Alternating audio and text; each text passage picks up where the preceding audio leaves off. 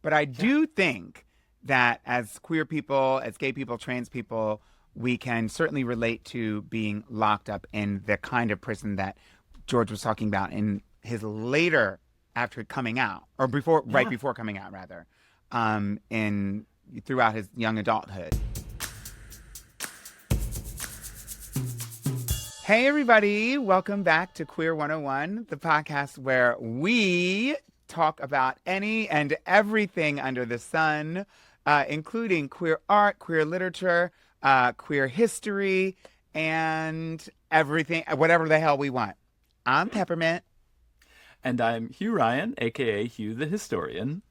Hugh, what a fantastic week. Woo! What a wonderful day. What a wonderful life. What a Ugh. wonderful moment. We have been planning and talking about this for a long time. And here we Mhm. are, all of a sudden, on stage in front of an audience with George Takei. What? Sulu himself. I know it was definitely one of those like out of body experiences to get to Comic-Con, which already an out of body overwhelming experience And in and here of we are. itself. All 452 million people at the Jacob Javits Center, and then suddenly it's just you, me, and George Takei. Us Well, sitting and also with a live audience. Oh, right. They were there too, I guess. But did you notice them? The spotlight was us. It was a lot to take in. All of you who were there in person, I love each and every one of you, but I have to admit, I had eyes only for George. And we were there to talk about George's new book, It Rhymes with Takei, which Right is here, right incredible for those of you who don't know. George Takei, the legendary Lieutenant Hikaru Sulu on the original Star Trek series, had an extraordinary life. I mean, if you can even use just that word, from being rounded up and placed into Japanese internment camp during World War II to making his way as an actor in Hollywood. And To coming out of the closet at 68. Yeah. 68. honey. Ugh. But what really struck me was, what you were saying right then about having been in the internment camp as a child and being freed from one prison just to go back into another prison, but one that society taught him to construct around himself, the prison of the closet, where he needed to hide who he was to make it. Yeah. Yeah. And to that point, I know that there probably aren't a lot of us in our generation who can truly understand how horrific it must have been, given to like with 5 minutes to leave your house and gather all your belongings, especially as being a child. I mean, there maybe are not, but there are certainly plenty. There are, because we know that these systems that operate this way are they're only so good at it because they've been doing it and pretty much never stopped. And we're watching videos of people get dragged out of their houses, abducted from their homes, abducted from the Whole street, families walking in the yeah. street, families, Parents and kids. or sometimes just a parent or just. I mean, I don't know about just children at this point, but it's coming if it hasn't started. I saw a story a few weeks ago about an autistic boy being kidnapped by ICE while his mother was in the bathroom. What on earth? It is so inhumane. Obviously, that's the point.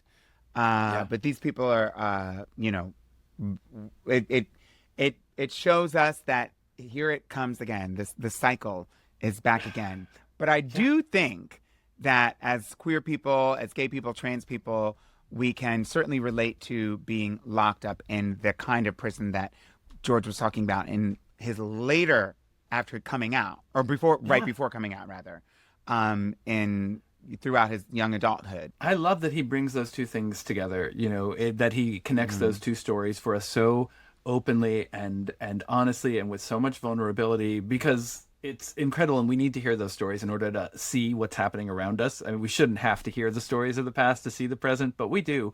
But more than that, or more than just that, it gives us so much to discuss. I think this next month, where we're talking about George and his memoir and everything that's made us think about the implications of his story and what it means for us as queer people today, there's too much there. Let's save that for one of the next episodes. They haven't even heard the interview yet.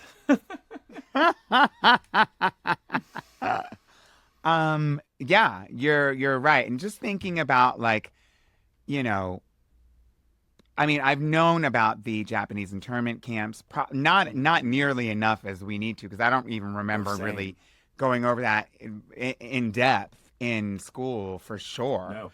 I'd say 9 out of the 10 things, maybe even 10 out of the 10 things that I've learned about any Japanese internment camp was after school, after I left school. Oh yeah, Uh, same. yeah, but hearing that, hearing George talk about FDR, um, you know, I'm just learning so much about FDR. I don't even know how to think about it, but he was the president at the time, and Hmm. how he thought he was doing the right thing, and how George's family, who lost everything, understood and essentially forgave FDR. I was really struck by hearing, just that experience. I don't Yeah. really know how I don't even know how I would begin to characterize that if I were experiencing that. I do think that FDR, his certainly his record is he is on record by establishing some of the only lasting and now being withered away social safety nets that are Yeah. in existence in our country, the federal social safety nets. Um, and so that's a legacy for sure that should be Yeah. upheld. But the fact that this was taking place during his watch Hmm.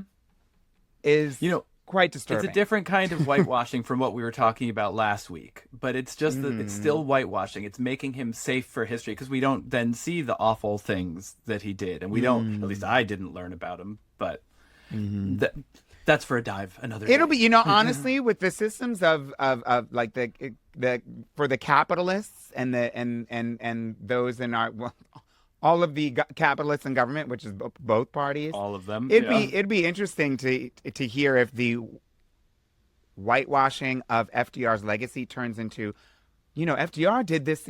FDR believed in the kind of thing that Donald Trump was doing. He used to take people and snatch them off the streets too, Oh my because that's what God. we were cleaning up the country, and then not talking about how he put in place Hmm. workplace protections and put in place the Yep. social safety net, like wanting to ignore all that. That'll be Oh, that interesting to side. see if that's what they do. Oh Yeah. yeah. Oh yeah. Yeah. Yeah. Yeah. Oof. Oof. Oh, a new bad thing to look forward to. Yay! Well, we had such a fantastic conversation and a great weekend at Comic-Con in New York City. And I do love that. It's great that people can go and enjoy conversations. You can go and meet your favorite stars and get signatures and take pictures and buy. You can certainly buy things. And you can also enjoy wonderful conversations like the one that we had with George Takei. Let's give it to them right now. Listen away to our live from NYC Comic-Con conversation with George Takei. Wow, thank you. Yeah, what a crowd. Thank you all. So, really quickly, the way that tonight's event came about is that for the last couple of years, I've been a historian working with the DOE on creating curricular material about queer history and other marginalized histories for New York City school kids and the world. All of the resources you might hear about tonight are available to be downloaded in high-res PDFs by anyone, anywhere. So please make those resources available to you. In particular, we just celebrated the release of Icons #1, which is a history of the fantastic writer and activist Leslie Feinberg. There should be copies all throughout the seats. If you don't have one, see us afterwards. But really, because of that, they reached out to Pep and I to do the event tonight because Pep and I run Queer 101. That's right. Queer 101 and our book club, Queer History 101, are two peas in a pod when it comes to queer history. But Queer 101 is our weekly podcast where we talk about all things queer, queer history, queer literature, just anything whatever the hell we want to talk about. When we talk about it, it is queer. Exactly. We're flapping our gums. And we've been going for about a year now. And the book club component is in partnership with Alstora, which is a queer book club, or queer book website. And we've got our book club, Queer History 101, where everybody can go and buy the queer books, and then we talk about them on the podcast. That's how it works. And we've done wonderful titles and had wonderful conversations with the authors of those titles. But this is the first time that we've ever had a chance to do a live taping of our podcast. And so we're really excited to be here at Comic-Con in New York City. And we're even more excited to have our very special guest with us, the legendary, the essential, the American treasure, George Takei. Woo! Oh. So, should we read a little bit about? For those of you who don't know, and if you don't know, I don't know what you're doing here, but for those of you who don't know about George Takei is best known for his portrayal of Mr. Sulu, the acclaimed television and film series Star Trek. You probably heard of I think maybe, yeah, okay. He's an actor, social justice activist, social media mega power, New York Times best-selling author, originator of the role Sam Kimura and Oji-chan in the Broadway musical Allegiance, and the subject of To Be Takei, a documentary on his life and career which has spanned over 5 decades. Applause. Woo! Yes, yes. Wow. And tonight, we're excited to talk about his latest incredible accomplishment, the publication of his new graphic memoir, It Rhymes with Decay. It Rhymes with Decay is a full-color graphic memoir from the team behind George's award-winning bestseller, They Called Us Enemy, which was the untold story of George's journey from closeted actor to international gay icon. It Rhymes with Decay offers an unprecedented view into the heart of this beloved star and a celebration of the warp speed changes he's witnessed in one lifetime. With that, let's jump right in. Mr. Takei, hello. Yes, ma'am. So your book draws really powerful connections between two imprisonments that you reference. Can you tell us a little bit about what those imprisonments were for you? Well, my life began in Los Angeles, California. I'm a native Angelino. Excuse me, I'm having vocal projection I problems. feel the same way every time I talk about Los Angeles. Well, actually, we have better air. Now you have Canadian air coming True, north that's of the true. border. And that's what's causing my vocal. It's us, it's the New York. Well, I'm a New York in spirit as well. Yes, and, you are. But we've been in New York for the past 3 months because of medical Needs. situations. And because I've been silent in hospital beds, my voice has changed. Actually, I sound much better than this. As all good Star Trek fans know from the show, that booming baritone voice.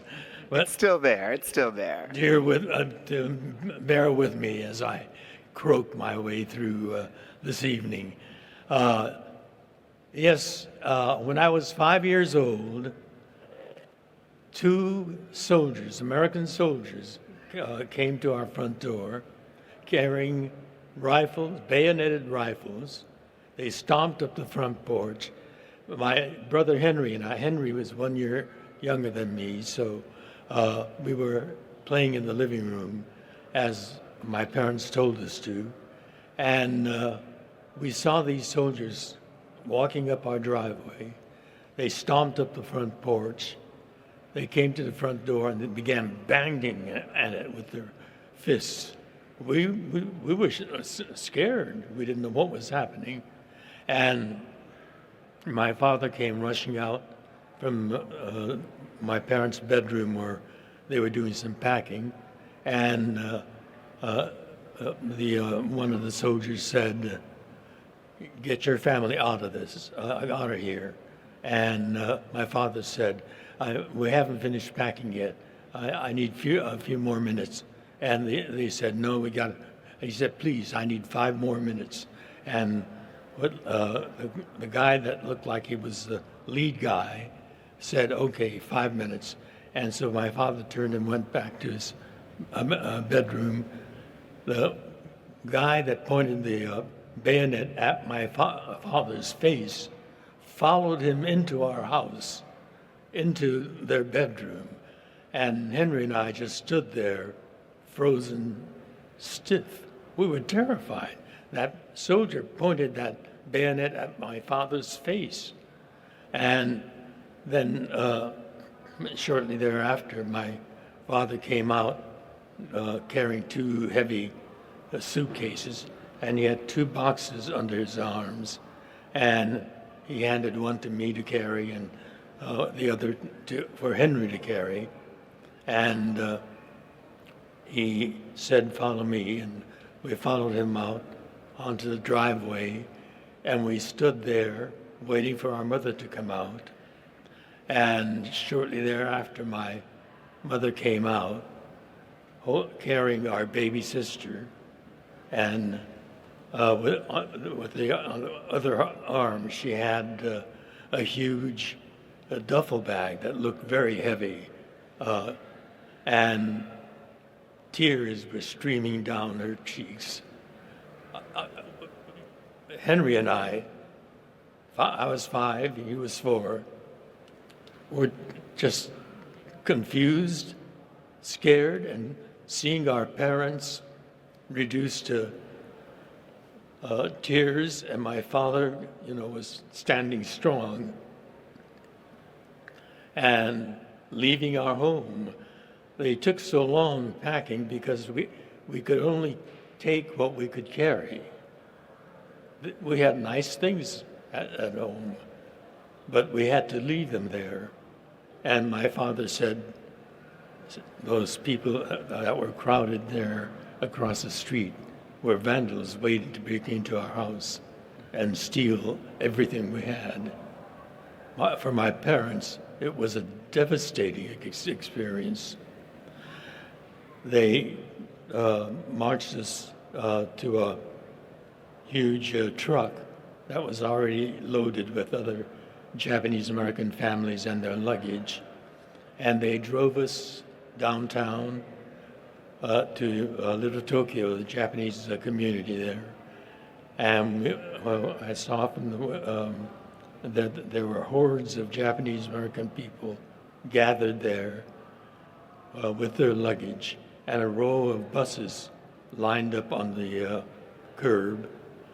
We were unloaded from the truck and loaded onto the bus and taken to a racetrack, Santa Anita racetrack, a few miles from downtown. We were unloaded, hurried over to the stable area, and each family was assigned a horse stall to sleep in because the camps hadn't been built yet. A horse stall. And it was pungent with the stench of horse manure. Insects were skittering around on the ground, and flies were buzzing in the air. And my mother started mumbling, so degrading, so degrading.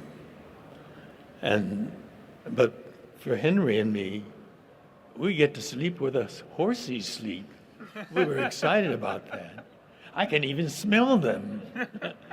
So there was the irony of two kids excited by a new experience, and for our parents, literally degraded, having everything that they had worked to achieve taken away from us.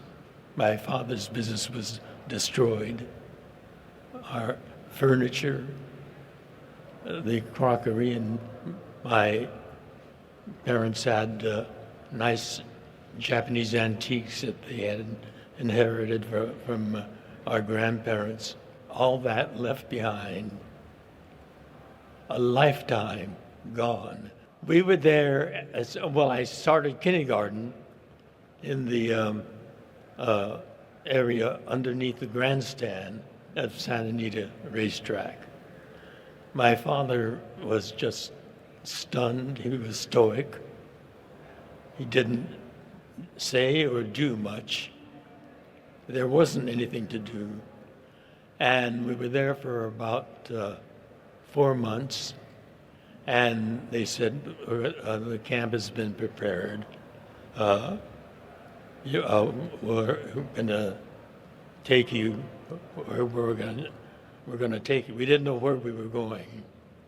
But innocently, I said, Daddy, where are we going? He wanted to find something to tell us.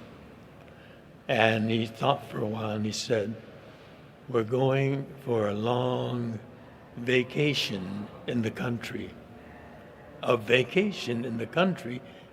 And he also said, we're going by train. I said, we're really lucky.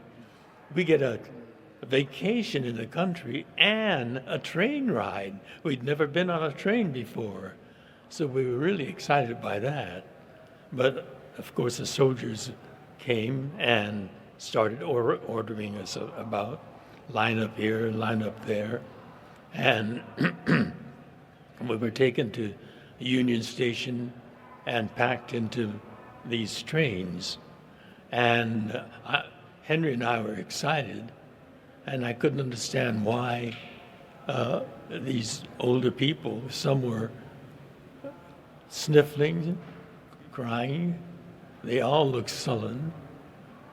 What a way to go to a vacation.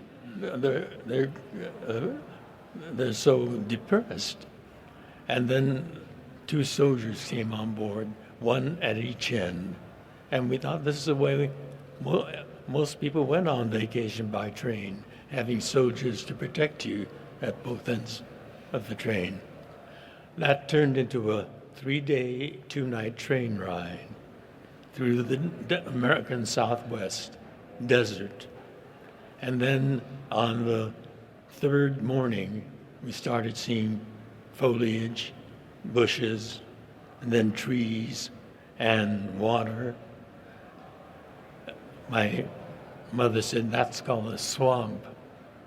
And these trees were magnificent trees growing out of the water. We were in a swampland of southern Arkansas. And as soon as we got settled into our barracks, and they were tar paper barracks, not walls, just heavy tar paper. This was the beginning of our incarceration. There were barbed wire fences all around, tall sentry towers, machine guns pointed at us. And my parents tried to make it as fun as possible for us.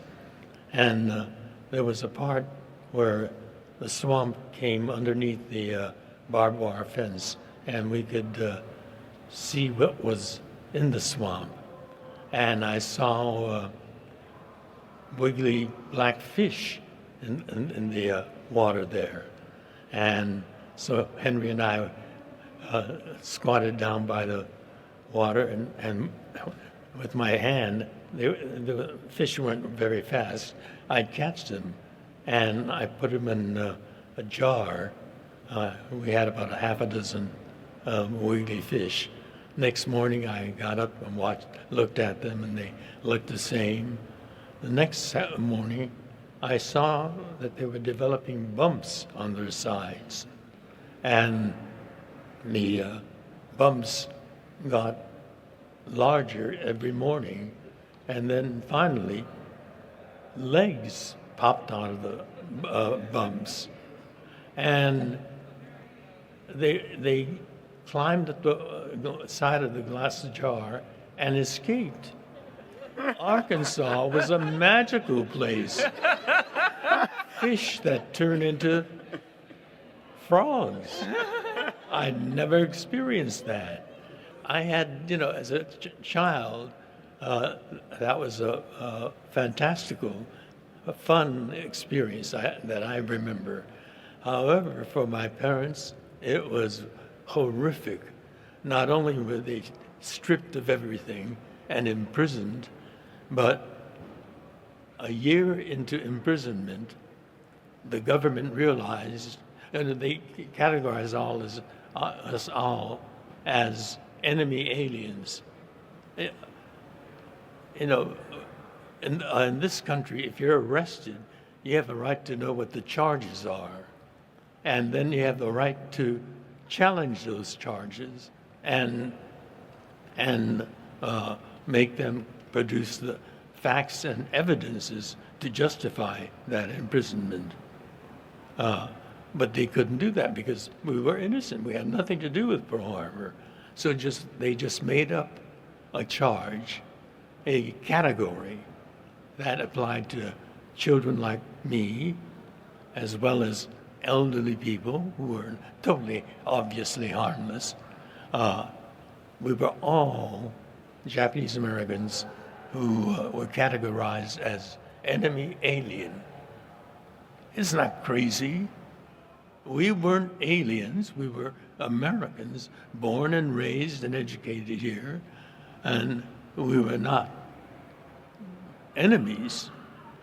But this was an artificial thing. But a year into imprisonment, the government realized that they had a wartime manpower shortage. And here were all these young men and women that they could have had, but in their hysteria, they categorized as enemy alien. And how could they justify drafting enemy aliens for service in the United States military? So they came up with another totally irrational, totally dumb, stupid reason. Let's subject everybody, except the children, to a loyalty questionnaire. Loyalty questionnaire? I mean, first of all, there was no question of our loyalty before the war, and they irrationally arrested us and imprisoned us. But a year after imprisonment, they come down with a loyalty questionnaire, which were put together by total incompetents who didn't know the English language. It was a list of about 40 questions, but 2 of them were key questions that they had to get yes answers to. Question 27 asked, "Are you willing to serve in the United States military wherever ordered?" My parents asked, "What's going to happen to our children?" They said, "We have no plans for them." No plans. And they want to draft us, my parents? They said, "Well, if you have no plans for them, are we going to be separated?" And they had no answer to that. But obviously, that's what they had in mind. And so my parents answered no, which was dangerous because that was a question that they needed to have yes answers to. The other critical question was question 28. It was one sentence, but with 2 ideas. It asked, "Will you swear your loyalty to the United States of America and forswear your loyalty to the Emperor of Japan?" The Emperor of Japan? We're Americans. I mean, we know about the Emperor, or my parents know about the Emperor, but they never thought of pledging allegiance. We're Americans.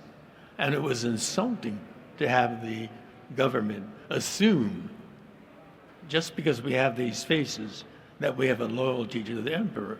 So they said no. They answered no. But the 2-part question, will you swear your loyalty to the United States and forswear your loyalty to the Emperor of Japan? They meant it, no to the Emperor of Japan part of that sentence. But by putting those 2 together, they were answering no to swear our loyalty to the United States. It was a stupid, crazy, irrational loyalty questionnaire. But they answered no to those two key questions. And the government said the no-nos, the term was no-no, the no-nos are dangerous, they're disloyal. And they were categorized as disloyal and decided to separate the disloyals from the loyals. And all the no-nos there were 10 camps all, throughout the United States. Arkansas, Wyoming, Idaho, Utah, Colorado, Arizona, 10 barbed wire prison camps. And the one in Northern California was made the camp for the segregated disloyals. Called Tule Lake. Tule Lake became the biggest, most turbulent of all the camps, and it was the harshest of all camps. So we had to make that 3 days and 3 night trip all the way back to Northern California, where there were not one barbed wire fence, but 3 layers of barbed wire fence, machine guns in the sentry towers, and at nighttime they had searchlights that followed every movement in camp, and half a dozen tanks patrolling the outer, the third barbed wire fence. 18,000 people, where the others had anywhere from 6,000 to 12,000 people. And just on the internment alone, I have a lot of details I could talk about, but we're here to talk about the other imprisonment that I sustained. So I'll stop there. I mean, please feel, audience reaction. Yeah, that's, I would say it's unimaginable, and it's something that a child should not have to go, anyone, but particularly in your experience, should have to go through. But we're seeing the parallels. I'm understanding the parallels today by what we're hearing happen right now. And one thing that's really encouraging is that even as a child, the experiences or how you're describing this experience can tell us that we can capture and experience joy in the most desperate and destitute of situations. Not that we shouldn't fight those things, but the human spirit and hope, which are the two things that I believe, besides food and water, to survive, will persevere no matter what. And you are a testament to that. So I thank you for that. Well, really, I should say it was my parents. It was watching my parents and what they did is what made me shape in many ways who I was to become. And they're my true heroes. Of course. So you were that was one literal prison, but can we talk just quickly about the other prison, the second prison that you reference in the book? We were freed. I was 9 years old then, and we came back to Los Angeles without going into all of the details, but when we were freed, we were penniless, and the government gave us $25 and a one-way ticket to anywhere in the United States. Finding a place to stay was difficult. Our first home was on Skid Row, and later they found a dry cleaning store in East LA, an all Mexican-American barrio, and there was a small apartment behind the dry cleaning shop. So the coming home was equally difficult and painful for my parents. But Then I started school in the Mexican-American neighborhood, East LA. At Murchison Street School, I made another discovery. I was attracted to other boys. I thought Bobby Corral had the cutest smile, and athletic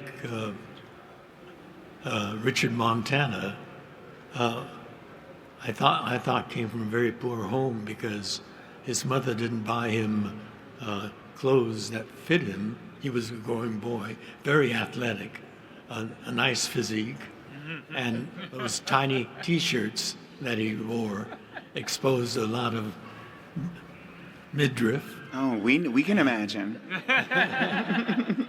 When they played marbles and they were squatting on the ground, his T-shirt pulled up and the trousers pulled down. You get the idea. Oh, darling, we were already waiting for you there. I think Bobby might be illustrated in here too. If you need a picture. That was exciting. And I made another discovery. Other boys didn't act like that. I was different again.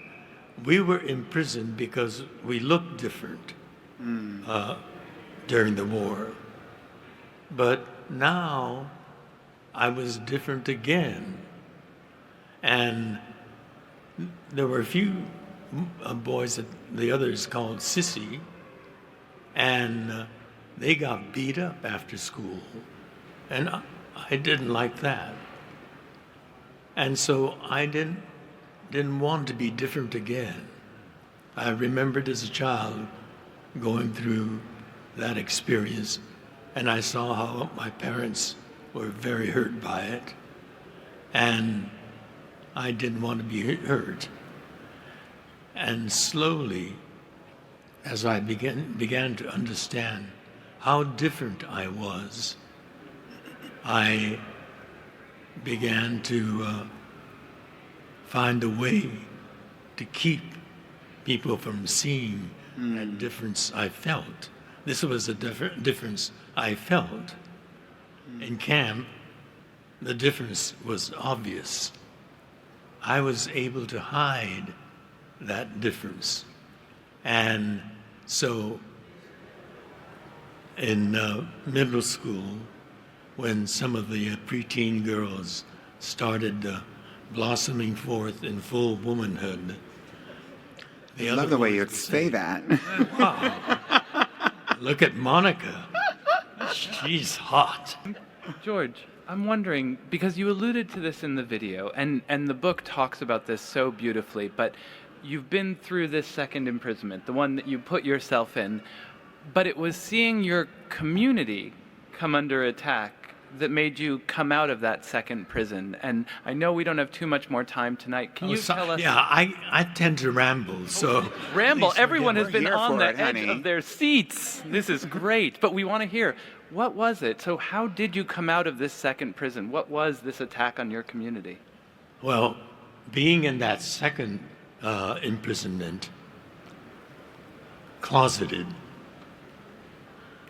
that is very strenuous. You have to always be on guard, not to let the people suspect. I built my own invisible barbed wire fence, and that was, to me, in many ways, more painful and strenuous.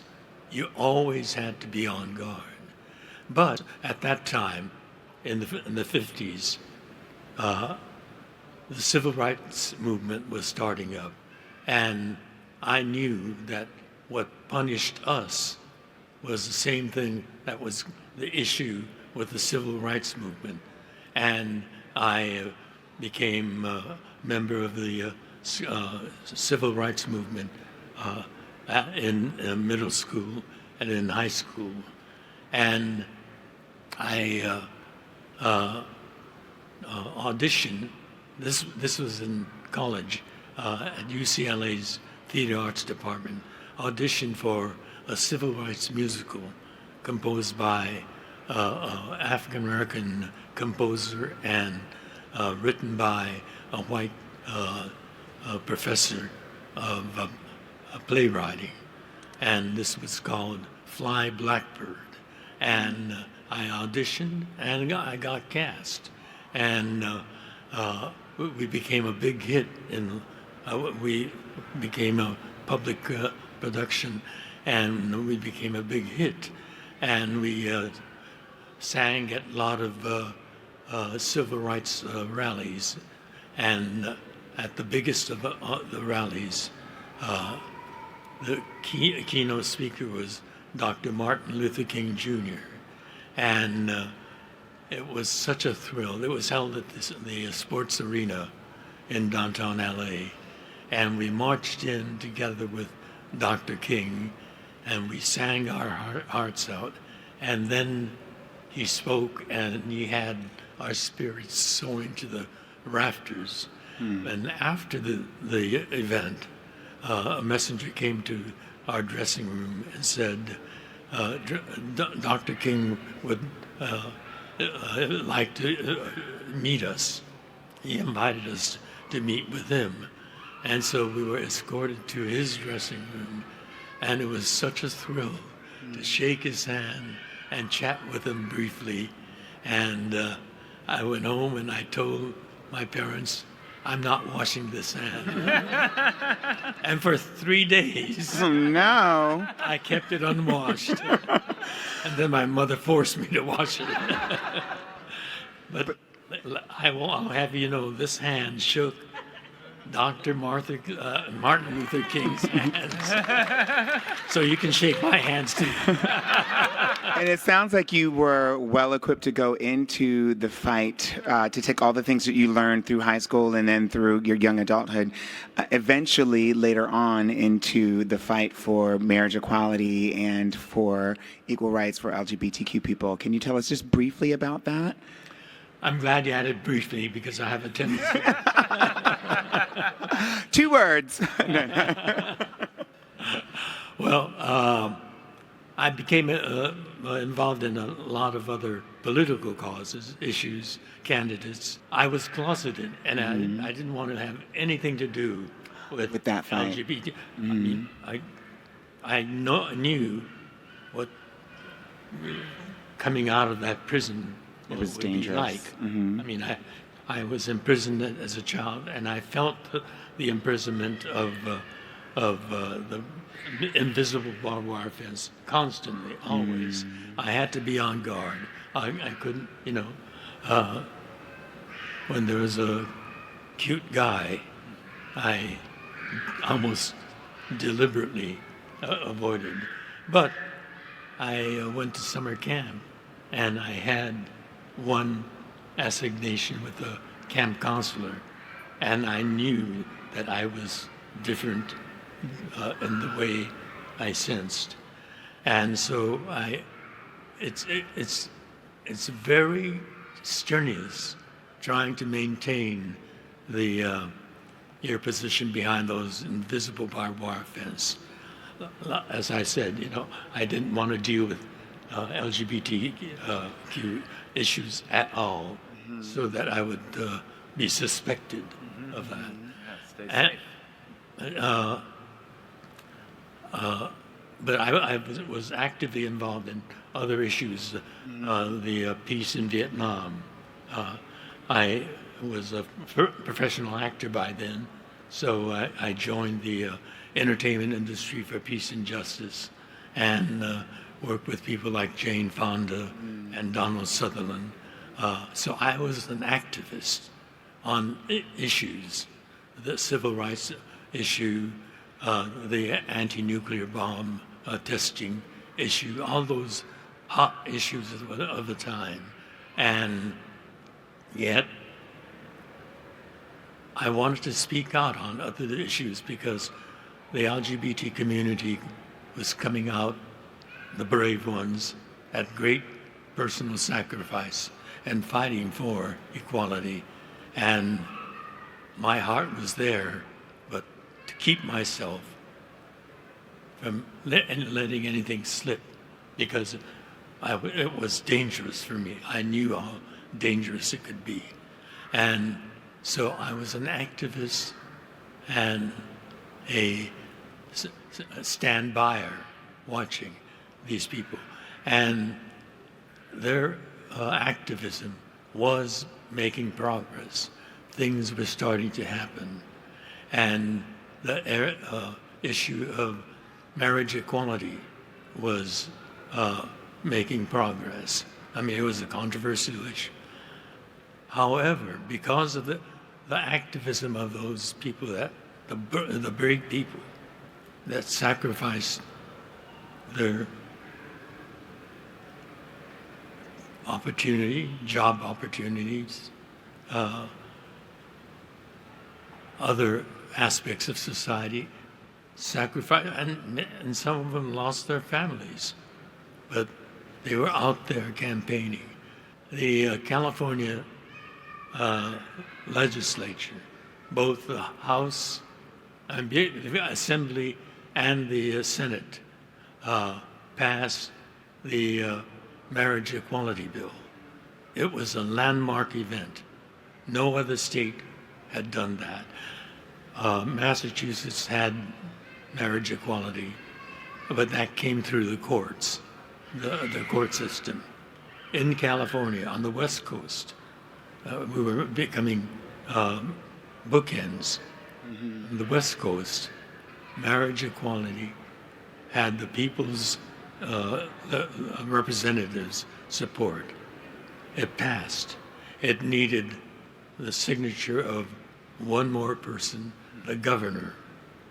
When the governor ran for that office, and he was a movie star, Arnold Schwarzenegger in California, he ran by saying, "I'm from Hollywood.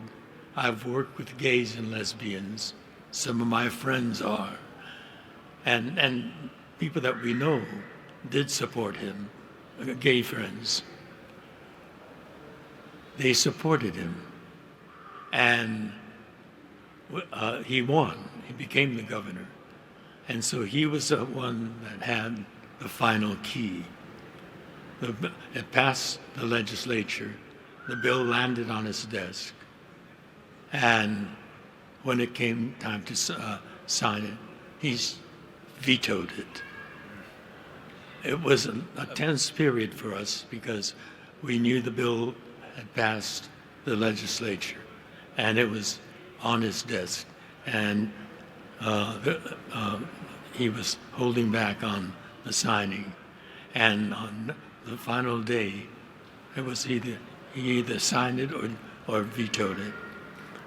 We were on pins and needles. I was cynical because he's a hypocrite, and he lived up to my expectations. Mm-hmm. He vetoed it, and I was so angry because when the press asked him, "Why did you veto it?" he said, "Well, I have no problem with it, but I vetoed it." "Yeah, but why did you veto it?" "I have no problem with it, but I vetoed it." He kept repeating that stupid phrase over and over again. A person like that has no place in public office, and particularly to show how hypocritical he was. While he was vetoing our marriage equality bill, he was carrying on with his own housekeeper. Mm-hmm. And he has a son by his housekeeper. Mm-hmm. That kind of hypocrisy doesn't belong in public office. Hey. And I will never support a man like that. It's unfortunate how that story rhymes so well with so much of what's happening today. Nothing rhymes with Schwarzenegger. That's going to be the sequel to this book, Nothing Rhymes with Schwarzenegger.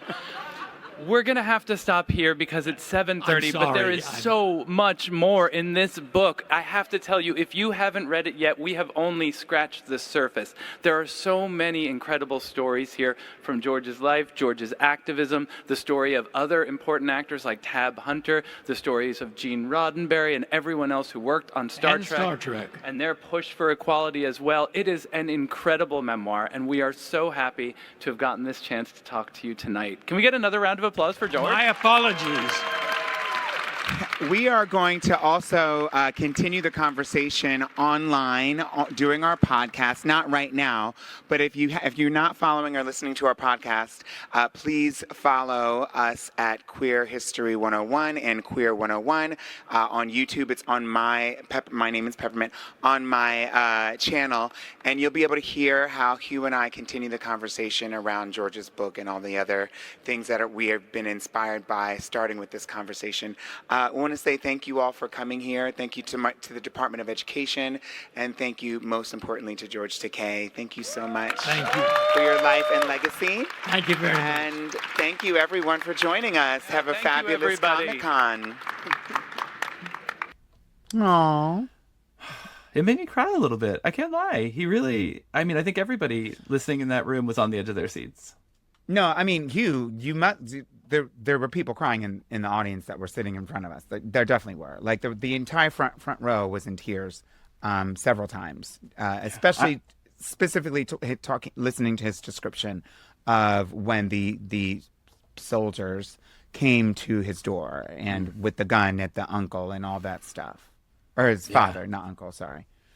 Yeah, it was intense, and to think about all the work that his parents did to keep him thinking this was a vacation. I think about those parents and how much they cared about him and his siblings, and how much work that must have been while they were so scared to do that work for the next generation. Again, another kind of trailblazing, like we were talking about last week. It just, I don't know, it really hit me. There's a lot. There's a lot, and I'm really grateful that we have the chance to continue to talk about this next week, because it was really important for us to sit and listen and learn from an icon like George Takei, and so we didn't get in all the questions and get to all the sort of conversation points that we would have wanted to. So we will have to rehash them and bring them up again next week with each other and keep the conversation going. Absolutely. And I am so excited. Remember, if you're listening right now, we will be back next Tuesday and every Tuesday from now on. And you can find us wherever you get your podcasts. Spotify, Apple Podcasts, iHeartRadio, Amazon Music, Pep's YouTube channel, your friend who tells you what podcasts are great. Wherever you can find podcasts, we are there. That's right. If you made it this far in the conversation, please make sure you leave a comment. And if you're watching on YouTube, make sure you leave a blue heart. Is that a good one? Yeah. A blue heart, a purple heart, a purple I'll take heart. any color of hearts, really. Yeah, let's give George a purple heart. Yes. I don't know if that's a badge of honor or disgrace from the United States military. Well, anyway, leave us whatever badge of honor you want to leave us. We'll accept them It's all true. in every color. And please make sure that you like, subscribe, and follow, and rate this 5 stars if you're listening to this on any of their podcast platforms that Hugh mentioned. Yeah. And thanks for listening, and thanks for watching. Thank you so much for joining us today. This podcast is part of Pride House Media, hosted by us, Peppermint and Hugh, produced and edited by Josh Rosenzweig, with original music composed by Nell Balaban. If you enjoyed this episode, then don't forget to subscribe wherever you listen to your podcasts. And while you're there, leave us a rating and a review. It really helps others discover the show. You can stay connected and join the conversation by following us at Peppermint 24/7 or write to us at questions@queer101podcast.com. Thank you for listening. And remember, our history is your history. Stay proud, stay curious, and we'll see you next time on Queer 101.